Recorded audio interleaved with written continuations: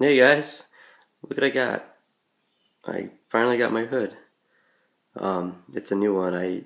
They make reproductions for this, so I decided just to buy a new one. The old one was just needed too much work to get it to look right. So I just decided just to go buy a new one.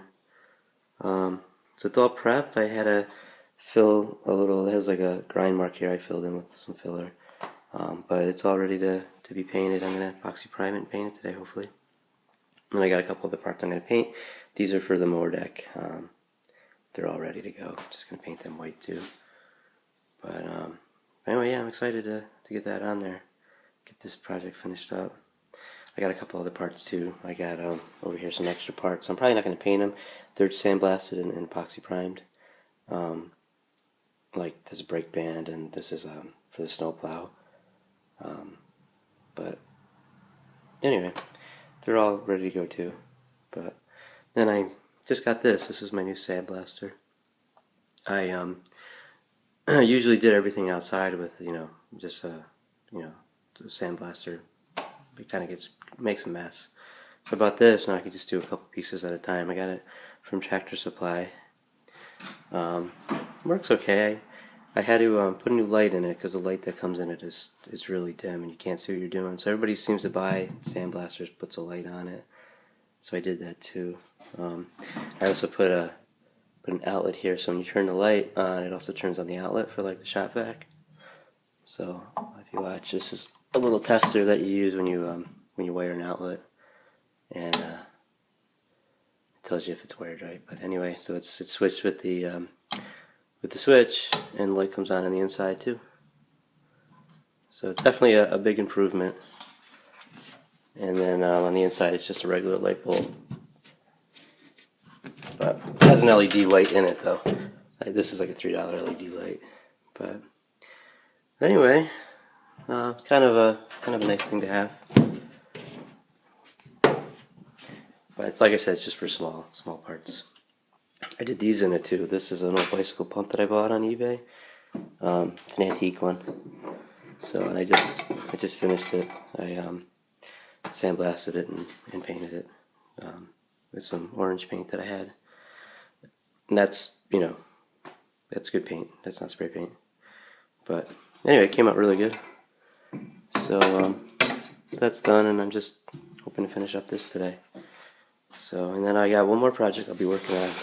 I bought a new drill press. Guys, I guess I'm ready. Gonna start painting here. I just thought I'd go over it real quick, do a recap. Just to kind of go over it. Make sure before you paint that you clean your surfaces really well. And this is what I'm using today. I got this wax and grease remover. You want to make sure that your surface is clean, so your primers bond properly. Otherwise, you're gonna have issues. Also, make sure you're using the right primer. I'm using epoxy primer. It bonds really well to the bare metal. If you're not using that, I would use like some kind of etching primer. They're made to bond to steel. You want to make sure that your primers are good because everything sits on it. So, and then next I'm going to use my paint, and I'm using just regular car paint. I got the paint, I got the hardener, the reducer, and then I always use this, which is it's like fish eye remover. You just put a few drops in your paint. Fingerprints and stuff cause fish eyes. So I got these gloves too. I'm gonna put gloves on, so I just don't want to touch anything, get anything, leave fingerprints on anything. And then just as a recap, this is my mixing cup.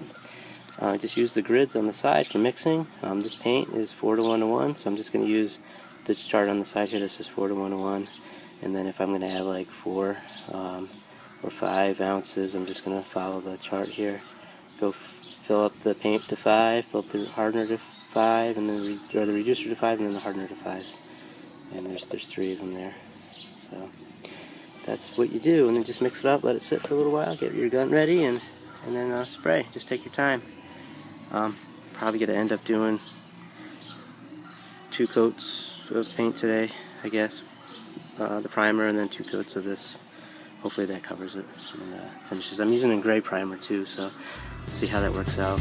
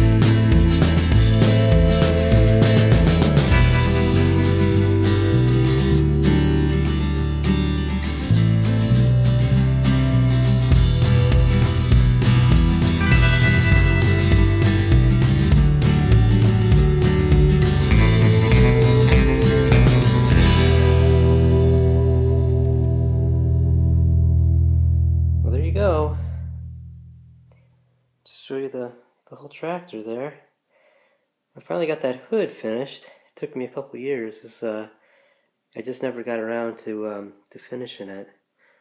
I ended up buying a new hood, a reproduction. The hood I had just was kind of a mess. Had a lot of dents in it and stuff. And new reproduction hoods, the steel is thicker, so they're more rigid. Hopefully it holds up better. Being that it's the hood and it's a major part, I want it to look nice. And then let me see if I can open this. This kind of takes two hands. Alright, here we go. There's one modification I made to the hood was I wanted it to have some kind of a catch. So when I opened it, it stopped it. So I welded this piece of steel there just to catch the hood. Otherwise it would open up all the way and eventually it would hit the cast iron here, which I didn't want it to do. So I put that little catch there, and I put some rubber on there and here, just to keep it from scratching against the hood. So that's it. It fits really tight, and that's it. Pretty happy with it. I'm glad it's done. I have to do the mower deck. I don't know if I'll ever get around to it. I have it. I plan on doing it someday. I don't know if I'll ever use this for mowing, but that was my original intention when I bought it. So maybe I'll get around to doing the mower deck over. But anyway, I think it turned out really good. I hope you guys enjoyed this tractor restoration and you learned something. All right, guys. Well, thanks for watching.